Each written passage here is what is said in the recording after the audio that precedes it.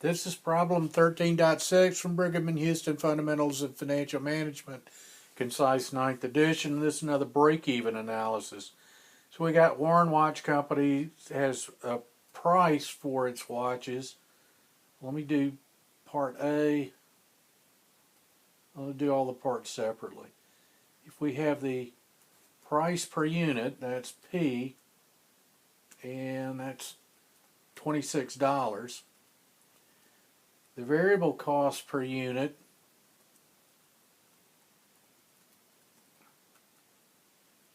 is given at $13, and the fixed cost, F, is $155,000.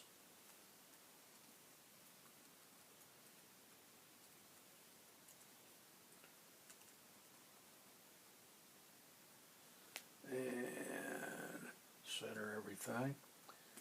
So if I wanted to do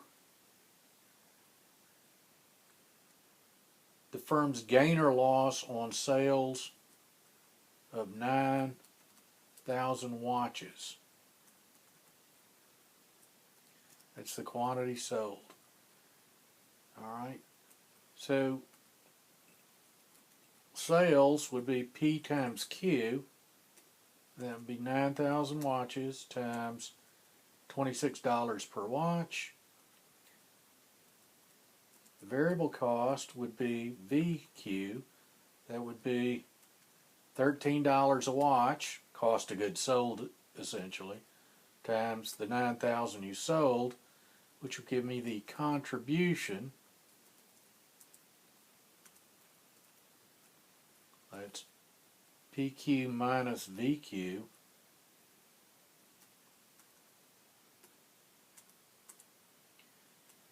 So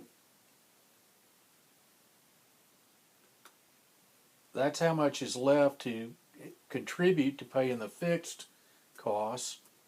That's F.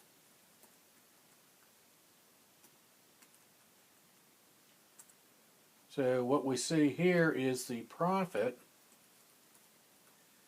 which is PQ minus VQ minus F. It's actually a negative number. We'd lose $38,000 selling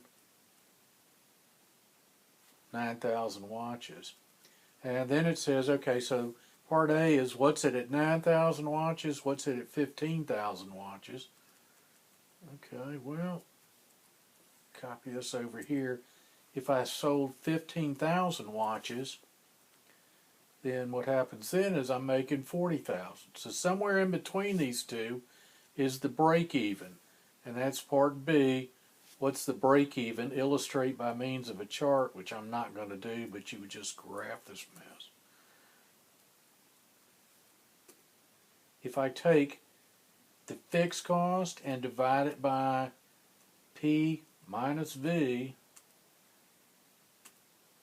I get the break-even number of units, 11,923. So that many watches at 26 bucks, there'd be 155,000 of variable cost and 155,000 of fixed, and exactly enough to break even. So that's part B, is the break even. So for these two, the answer is negative 38,000 and 40,000. Those are the two answers there. This answer is we would need 11,923 watches sold. I ain't going to do a chart. All right, C, what would happen to the break-even point if the selling price was raised to $33? Okay. And what is the significance of this analysis?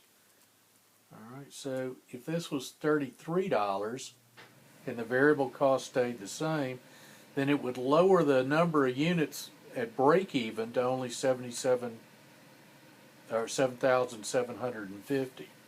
Okay, so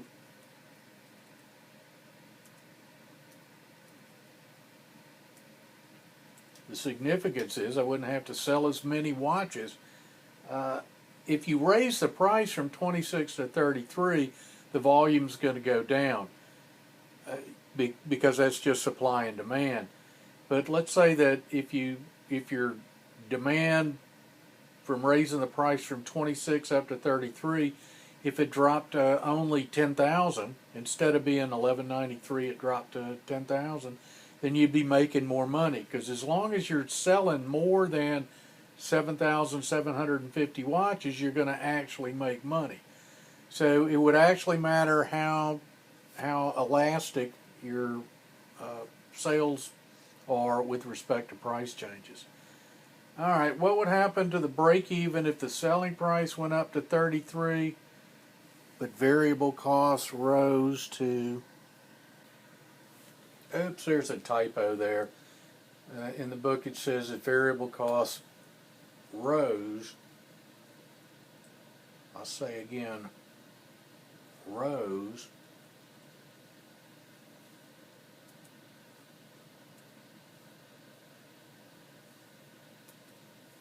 to $24 a unit. Okay, well, we would just have to copy this over, raise that to 33, the variable cost goes up to 24, then we'd have to sell a whole bundle of watches, wouldn't we? Alright, so it's just a more or less a mechanical calculation, but it's an important calculation. From a finance standpoint, it gives us some idea how risky we are with respect to the volume of sales. And you'll get more of this when you study operations management. From a financial standpoint, it's how many of those stupid watches have we got to sell to make sure that we got enough money to pay everybody's salary this week.